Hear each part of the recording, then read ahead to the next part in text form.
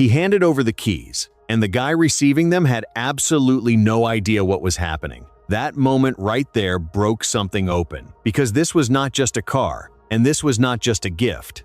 This was Cleetus McFarland, telling the world exactly who he is when nobody is forcing him to be anything. A $200,000 Corvette ZR1, handed to his old boss, paid in full.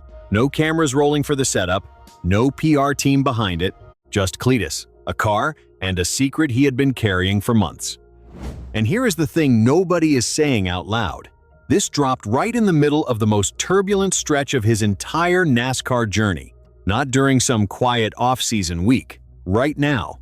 Right while NASCAR was publicly telling him he was not ready. Right while legends were questioning his right to even be on the track. Right while the whole industry was watching to see if he would crack.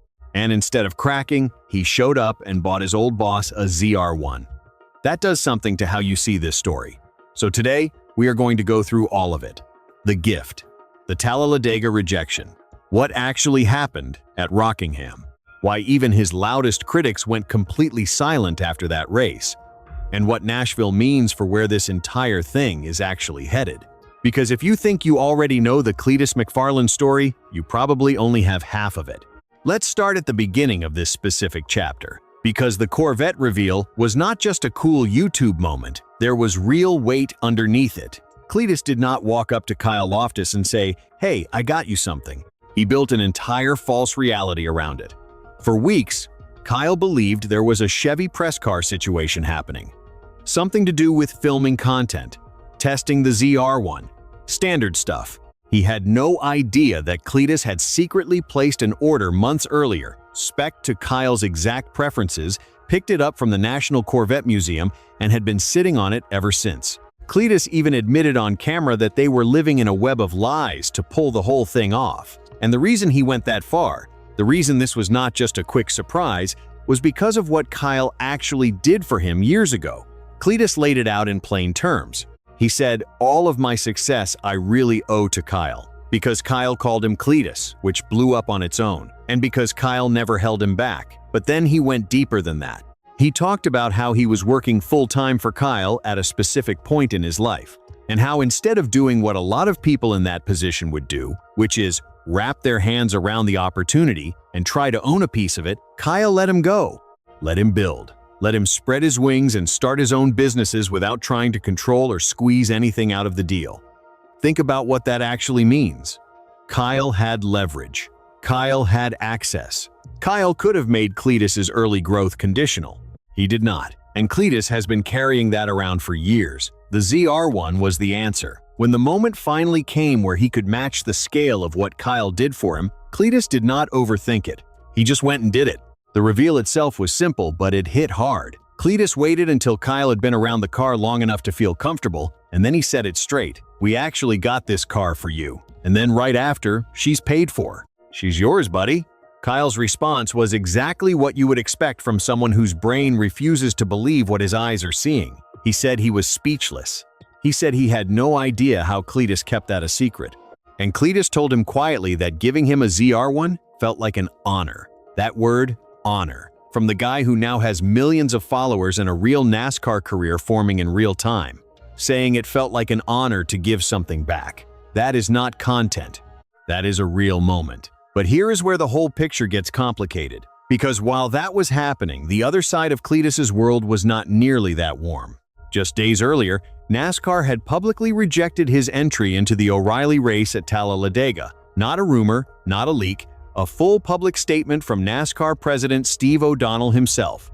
O'Donnell said the sanctioning body needed to see progression race by race. He called it the right call. He said Cleetus had to do it the right way. Now read between the lines on that. That is the president of NASCAR telling a guy with a real seat and real sponsorship that he is not cleared to move forward yet. That stings. And it was not happening in private. It was happening while every NASCAR fan, every traditionalist, every skeptic was watching and waiting to see what Cleetus would do next. This is where things take a turn. Because the rejection did not come out of nowhere. It came right off the back of his O'Reilly Series debut at Rockingham. And that race was complicated.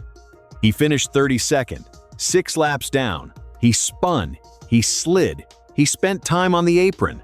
On the surface, for anyone looking for a reason to say he does not belong, that result looked like confirmation, and they had been saying it for a long time.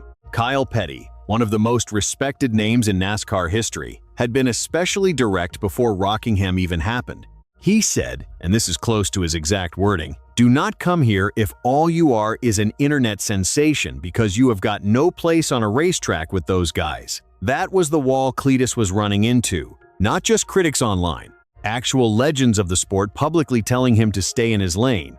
And then Rockingham happened, and nobody is talking about what that actually meant. He made the race. He ran every lap. He kept the car mostly together. He did not cause incidents. He did not block people. He did not blow up someone else's day. And earlier that same day, he had gone out in the ARCA Menards Series East race and finished fourth, on the same track, on the same day.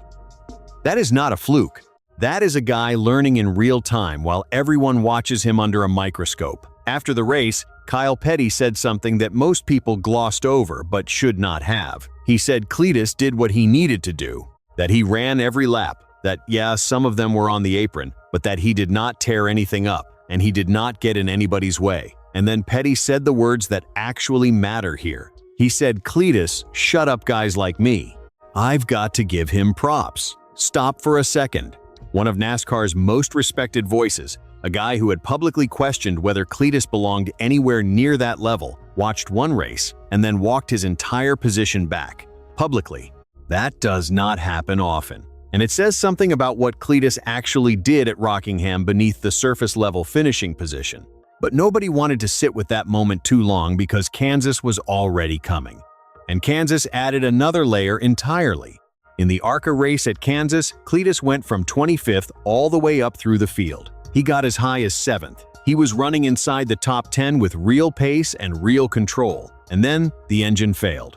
The number 30 blew up and spilled oil, and that was it. He ended up 20th on the sheet, but the performance before the failure told a completely different story. Frontstretch noted that another top 10 finish at Talladega was a very attainable goal, given his Kansas speed and the fact that he had already run a 10th place ARCA finish at that track last year. And that's not even the craziest part, because now Nashville is confirmed. Cleetus is officially going back to Richard Childress Racing Equipment on May 30th for his second O'Reilly start at Nashville Superspeedway.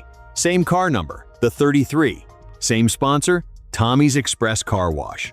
Same opportunity, different pressure. Because Nashville is not just another race entry. Nashville is the moment where Rockingham either gets defined as a survival run or gets defined as the first step in something real. If he goes to Nashville and shows forward movement, the whole Talladega rejection story starts to look different. It stops looking like a door closing and starts looking like a detour. But if Nashville goes sideways, the critics who went quiet after Rockingham will find their voice again fast. And heading into all of this, there are 41 drivers entered for 40 spots in the ARCA Talladega race. Cleetus is back in the Red Jones Racing Ford.